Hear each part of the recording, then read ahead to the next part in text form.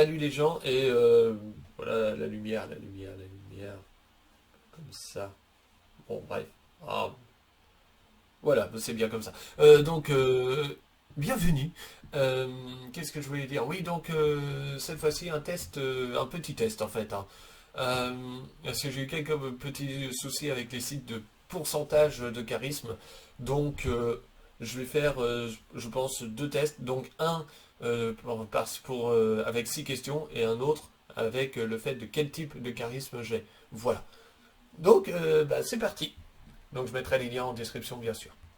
J'ai eu quelques petits soucis à trouver en fait un bon test entre guillemets ou du moins un test de charisme en termes de pourcentage parce que il y a un site où il fallait absolument en fait se connecter et donc avoir un compte et tout. Donc le site L précisément où j'ai fait le test mais du coup il fallait que je crée un compte avec mon email et tout et que j'aurais la réponse par email, enfin c'était un vrai bordel. Euh, donc bien sûr, on disait ça à la fin du test, hein, tant qu'à faire. Et l'autre, j'avais trouvé, mais c'était plus pour le travail. Bon, là, on a donc du coup ici 6 questions, donc allant de 1 à 5, hein, c'est noté, hein, vous voyez, de 1 à 5, 1 signifiant que l'on n'est pas d'accord avec l'affirmation et 5, on est complètement d'accord avec l'affirmation. Donc je vais faire du coup le deuxième test, hein, le type de charisme que j'ai. Alors, je suis quelqu'un qui a une présence dans une pièce. Je sais pas. Je dirais peut-être 2, voilà. À la capacité d'influencer les gens, 1. C'est mener un groupe, 1. C'est mettre les gens à l'aise. Ça dépend du caractère. Ah, je dirais 1 quand même, parce que c'est pas vraiment le cas. Je mets pas à l'aise en général. Souris souvent aux gens, 2. Et s'entend avec n'importe quelle personnalité, 1. Voilà. C'est comme ça. Là, c'est clair et net. Ça c'est fait. 1, 2, 1, 1, 2. 1, 2, 1, 2, 1. 1, 2, 1, 1, 2. Ouais, c'est ça. Donc, résultat. Alors, il faut maintenant diviser le score total par 6 pour obtenir son degré de charisme. Si celui est au-dessus de 3,7, alors vous avez du charisme supérieur à la moyenne.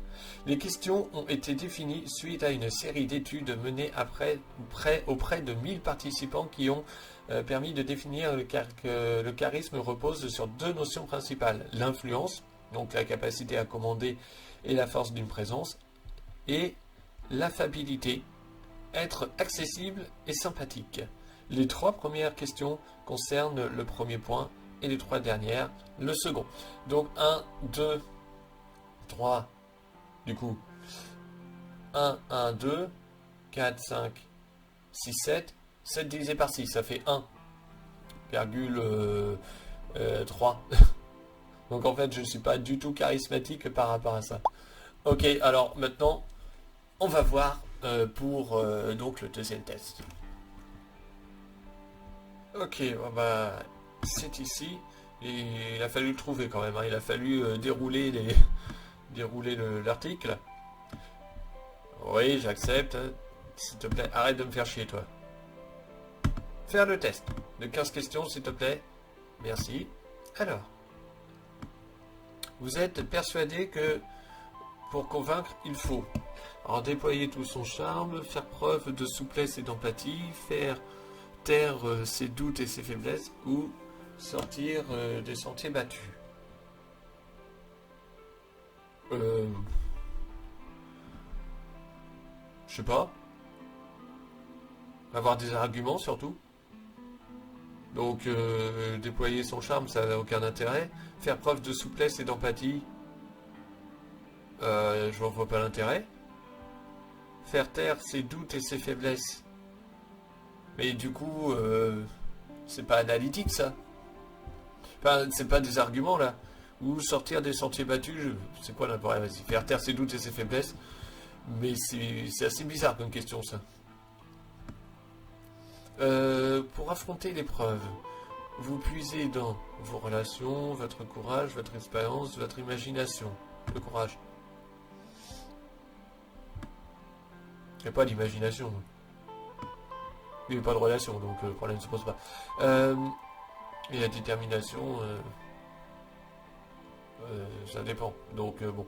Alors vous verriez plutôt bien en Alice au Pays des Merveilles, Le Roi Lion, Merlin l'Enchanteur, Peter Pan. Hmm. Hmm.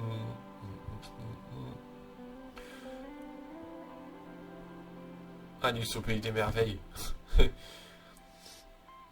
Parce que je suis rêveur. Je rêve d'être le Roi Lion, mais je sais que j'en ai pas les teufs. Donc, Alice au Pays des Merveilles. Cela vous étonnerait fort que l'on dise de vous, il manque de créativité, il manque de personnalité, il manque de séduction, il manque d'objectivité. Il manque de personnalité. La qualité que vous appréciez chez les autres. Souplesse, enthousiasme, humilité, la curiosité. Je dirais. Votre peur secrète. Perdre votre charme, perdre votre inspiration, perdre votre niaque, perdre votre sérénité plutôt. Quelque chose d'extrême que vous pourriez faire. Donc adopter une position ou une conviction avec laquelle vous n'êtes pas d'accord. Décider pour les autres sans les consulter.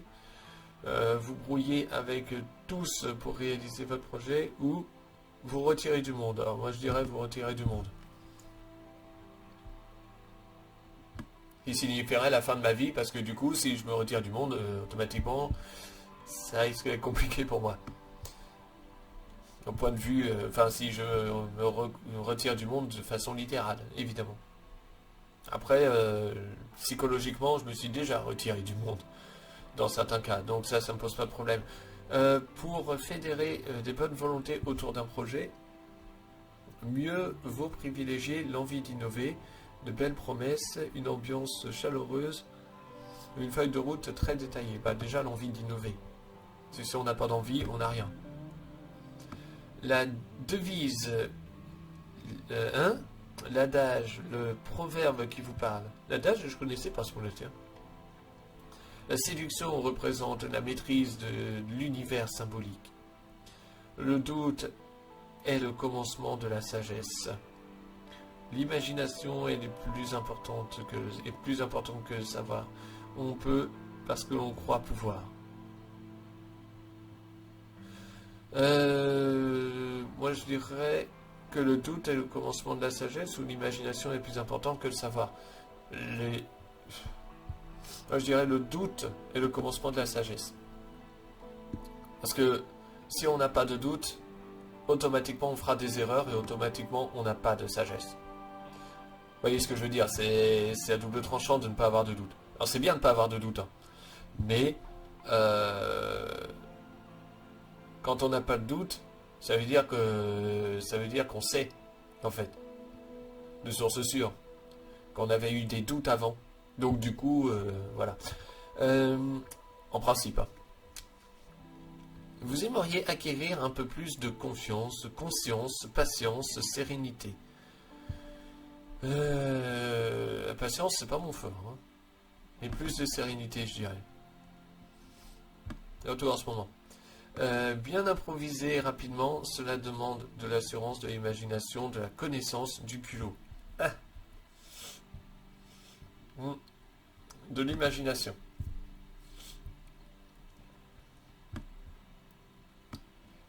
Jusqu'à présent, vous avez rarement eu besoin de demander de l'aide à votre entourage, faire des efforts pour attirer l'attention, recourir à l'arbitrage d'un tiers ou trimer pour trouver des idées.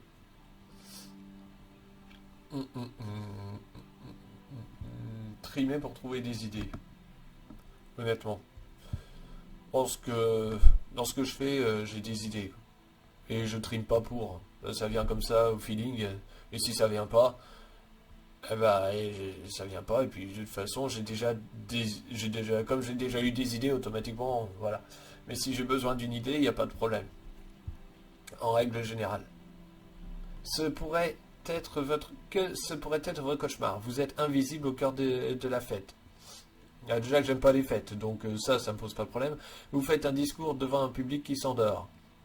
Ça, c'est vrai que c'est ennuyeux. Vous ne croyez plus à vos valeurs, ou vous restez des heures devant une page blanche. Je ne crois plus en mes valeurs. Après, un discours où ça endort, moi je m'en vais. Hein. En cas d'échec, vous vous dites spontanément, j'ai agi trop vite, je n'ai pas été bon, je n'en ai pas assez fait, ou j'en ai trop fait. J'ai pas été bon, point. C'est tout.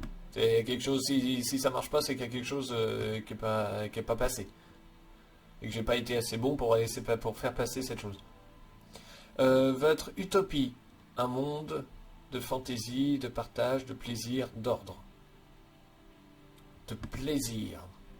Plaisir de la bouffe, plaisir de, de réaliser ses projets, ce genre de choses.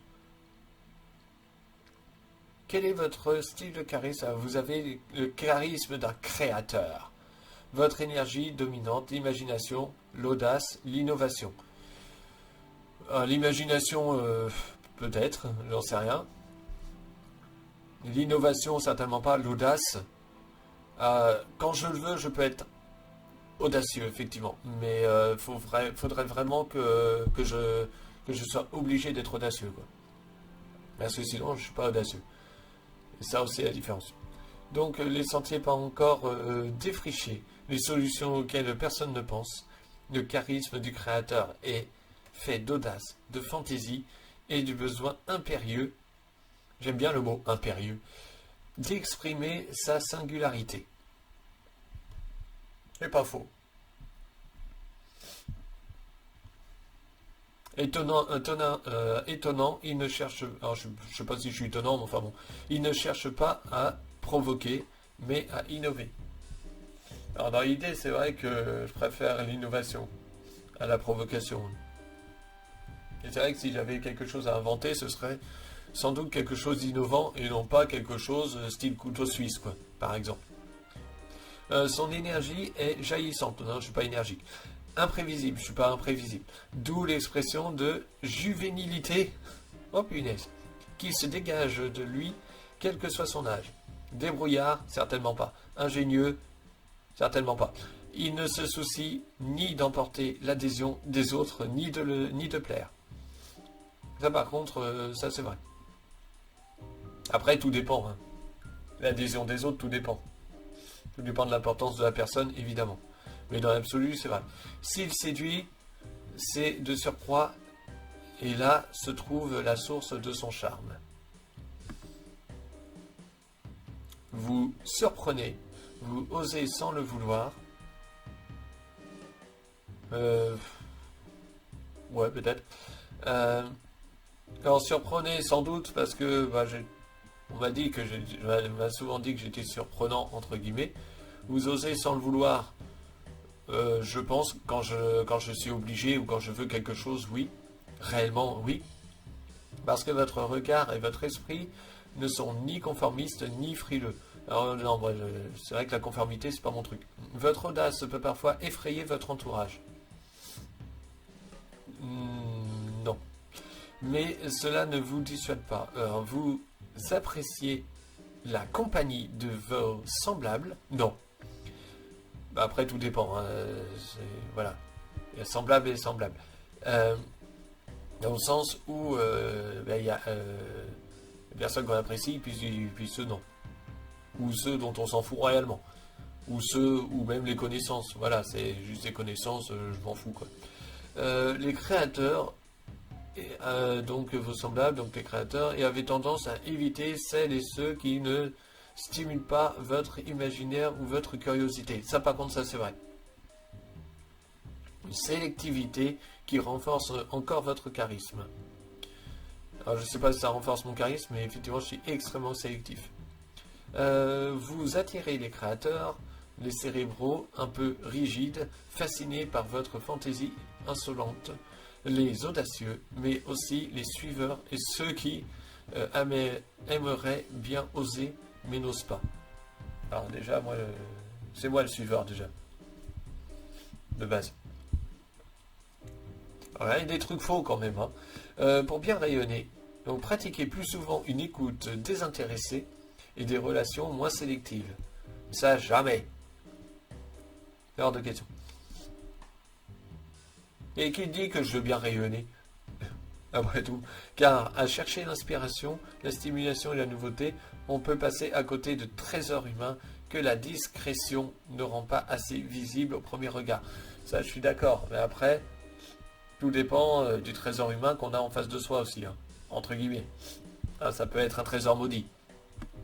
Ça m'est déjà arrivé. Donc, pour ça que du coup, voilà, relation moins sélective et une écoute désintéressée. Alors, une écoute désintéressée, oui, je peux largement. Par contre, même si je m'en... Bah, du coup, oui, je m'en fous. Mais par contre, une relation moins sélective, non. Une relation, ça doit être sélectif. Parce que l'autre doit prouver ce qu'il dit, en fait, simplement. Bon, bah, c'était bien sympa. J'ai zéro charisme. Voilà. Et mon type de charisme, c'est la créativité, apparemment. Ou plutôt l'imagination. Alors, c'est vrai que ça tombe... En fait, ça tombe souvent quand je fais des tests de personnalité sur ce genre de choses-là, sur tout ce qui est créativité ou imagination. Donc, à un moment donné, je vais bien croire que c'est un peu sur ce terrain-là qu'est entre guillemets ma personnalité, ou du moins là, dans ce cas-là, mon charisme.